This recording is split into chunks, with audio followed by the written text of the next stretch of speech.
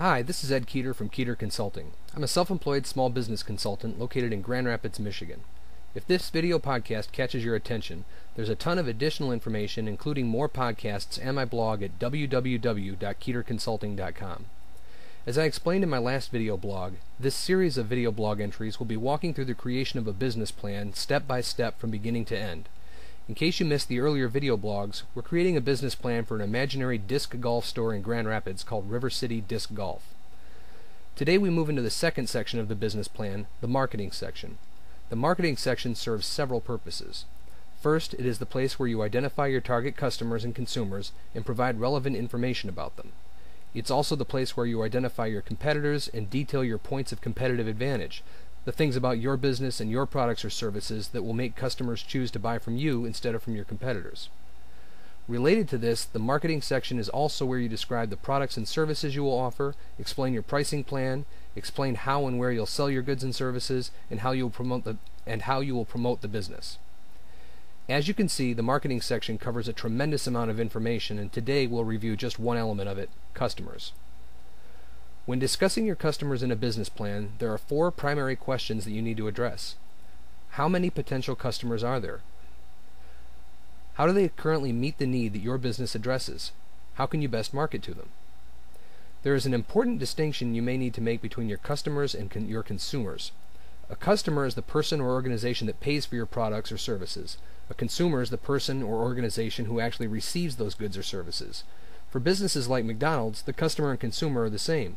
I pay for and eat the food. However, if I'm an auto repair shop that handles insurance claims, my customer, the payer, may be an insurance company, while my consumer is the person who owns the damaged vehicle. Customers aren't always people. They can be businesses and organizations as well, like when a business hires an advertising agency. When we're talking about individuals as customers, things we may use to define them are their demographic characteristics such as age, gender, and income level, geographic factors like where they live or work, and psychographic factors like their buying habits and motivations, political or religious views, and so on. For organizations, the number of employees or the net sales of a business or the industry it belongs to may be the key defining characteristics. For our make-believe business, we're targeting two different customer groups: individuals and also large area businesses. We'll sell products such as disc golf equipment to individuals, and we'll sell services such as event planning and facilitating to businesses. In the business plan, this section might read something like this. River City Disc Golf will target two groups for its product sales and event planning and management services respectively. 1. Men and women ages 18 to 44 living in the greater Grand Rapids area, including Grand Rapids, Wyoming, Kentwood, and East Grand Rapids. 2. Businesses and organizations based in the greater Grand Rapids area with 100 plus members such as employees or volunteers. For a business plan like this with two distinct customer groups, the logical thing to do would be to break them out individually, which is what we will illustrate here. As a side note, I should probably clarify that all of the research and demographic information I'm using in this fake business plan is just that. It's fake. I invented reports and statistics purely to illustrate what would go into a plan. Anyway, back to the plan. Section 2.1a, Individuals. While disc golf is traditionally a male-dominated activity, recent trends reflect a growing interest among women in the same age range, as detailed in Disc Golf Enthusiast magazine, October of 2008.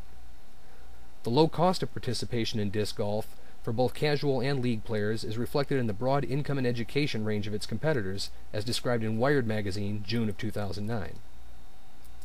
Next in the plan, we want to include some statistics or other data about the market. In this case, I included a chart that shows the current and 5-year projections for the numbers of men and women ages 18 to 44 in the greater Grand Rapids area. For Section 2.1b, we'll look at the second customer group, the organizations with over 100 employees. This section might read as follows.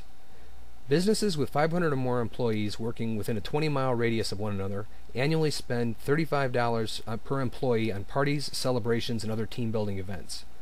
Considerations such as changing worker demographics, cost, wellness, liability, and diversity are encouraging organizations to migrate from traditional holiday party events to more secular, health-conscious, and less costly activities. In the target demographic area, there are 100 businesses with over 500 employees and 10 businesses with over 2,000 employees. The following chart illustrates the market potential of just the top 3 employers in that area. Note that this is an example of the customer and consumer being different people. In this case, the customer who is paying for the services is the organization, while the employees of the organization would be the consumers. To quickly summarize the customer portion of the marketing section of a business plan. The marketing section addresses customer, competitor, product, price, place, and promotion issues. Customers may be individuals or organizations. Customers are payors. Consumers are recipients of goods and services. They are not always the same people or organizations. In the next blog entry, we'll move on to discussing competitors. Stay tuned. I'd love to hear your thoughts about this podcast. Please contact me at ed@keeterconsulting.com or through my website, www.keeterconsulting.com. Thanks for watching, and best of luck with your own small business adventures.